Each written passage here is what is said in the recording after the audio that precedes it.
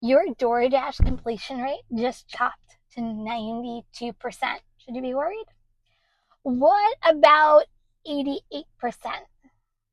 In this video, I'm breaking down the real truth about completion rates, the exact deactivation threshold DoorDash doesn't openly share, and the strategic way to unassign orders without destroying your account.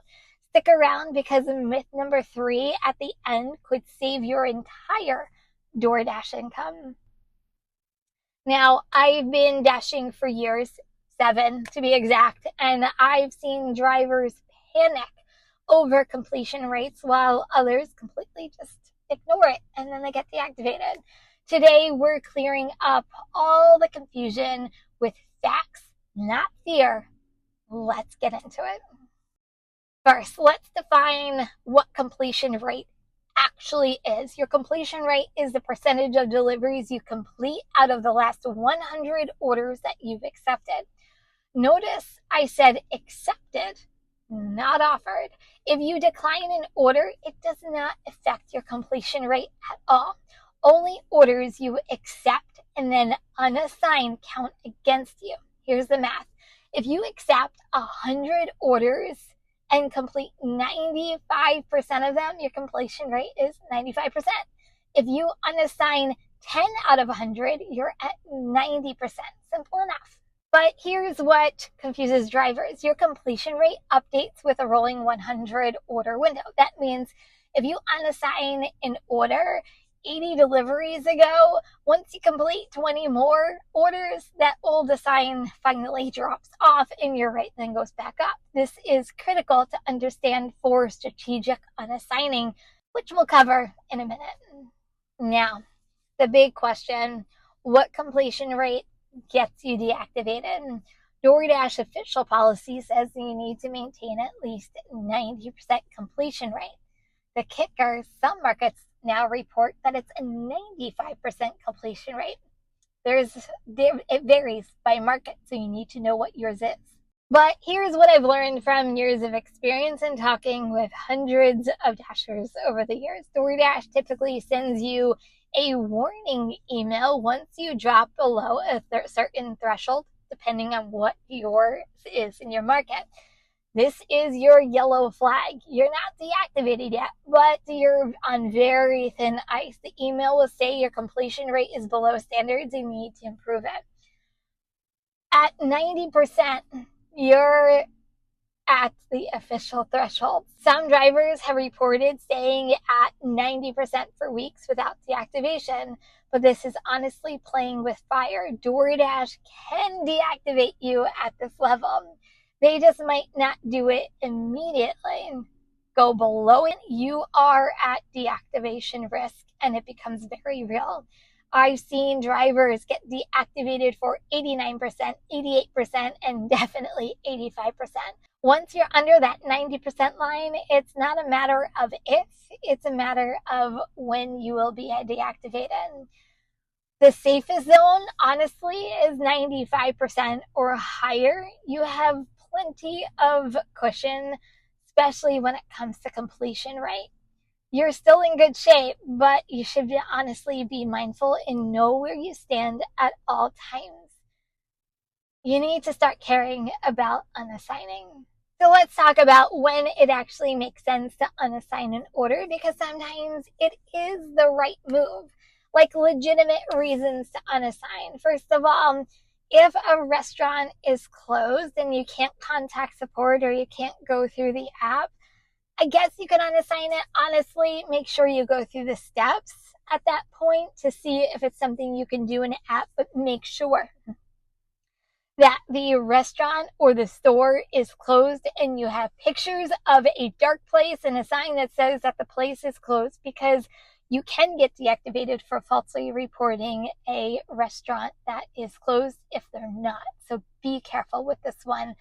If you think that, or you're questioning whether a restaurant is open or closed, sometimes it's just better to unassign it so you're not even at deactivation risk. Next, if worry-free unassign is not in your market, or you're at the 10-minute, 20-minute mark and it still hasn't popped up, know where you stand and unassign and move on. Sometimes it's just easier to cut your losses and move on. You can unassign if you have a personal emergency, or you're in an unsafe, or you feel weird about doing a delivery and you get the creep vibe, or something is just wrong altogether with the delivery. Call support always and cancel the order. Your safety is always your number one priority. But if you call support, it won't count against your completion rate. Once you own, this is the thing that once you have the food in your possession, do not cancel the order unless you go through support. Why? Because you can get deactivated for fraud if that happens. Always, when in doubt, call support, even though I know it's the biggest pain in the butt, but always cover your butt so deactivation never happens. Okay, these are 4 reasons that chip away at your completion rate. Here's my strategic approach always. Once you accept it, you own it. That's my own strategy. Before you accept an order, evaluate it fully. Distance, payout, restaurant, wait times, delivery areas. Once you accept it, you own it. And you're committed unless something legitimately changes. This mindset alone will keep your completion rate above 95%. If you do need to unassign, do the math first. If you're at 94% completion rate and the threshold is 90% in your area, you can unassign. Unless you're platinum, then you have to stay above 95%. If you are at like 91% and that unassign is going to make or break your deactivation level, then you know what? Think about it before you do it and know the risk on doing it. Now, let's bust some completion rate myths I see all the time. Myth number 1, declining orders hurts your completion rate. False. Decline all you want, unless you're a platinum driver in the tier system, then it really matters. But it won't ever get you deactivated. Acceptance rates and completion rates are completely separate metrics. You can have a 10% acceptance rate and not be deactivated, but if you do 89% completion rate, that will get you deactivated. Myth number 2, if the restaurant cancels the order, it counts against you. That's false.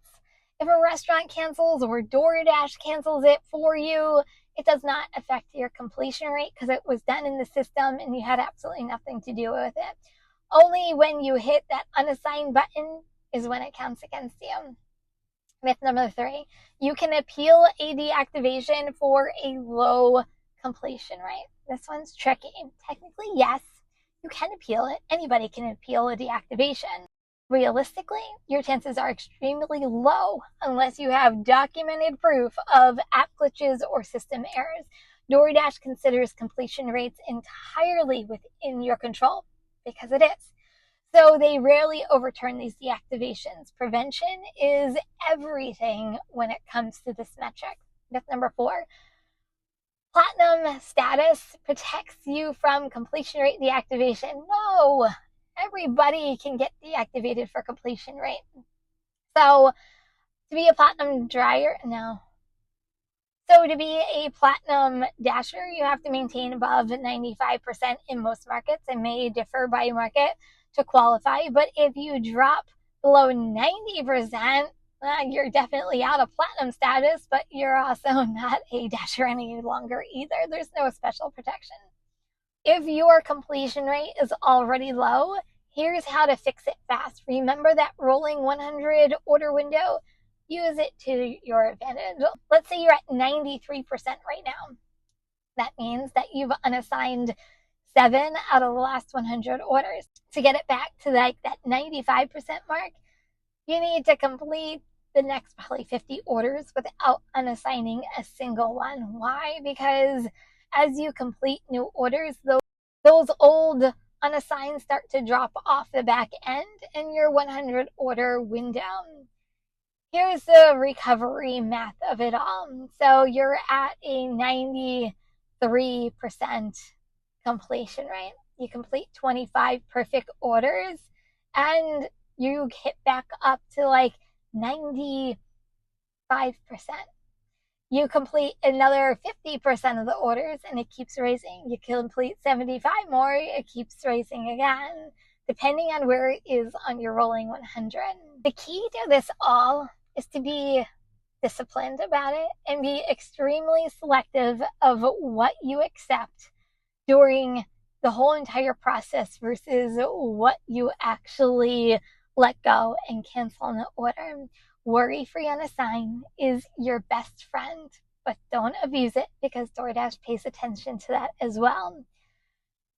It's a fine line, but if you go by the rule, I accept it, I own it, then you should be fine. The key to all of this and a lot of the downfall of all of this is two things. Whether you are at a restaurant that the wait time is ridiculous and you don't want to wait around, if worry-free unassign isn't available, you need to make that decision. And then the other factor is if you're a multi-apper like me and another order comes in better than the one you're working on, do you waste an unassigned to go to a better offer? And that's something you have to ask yourself.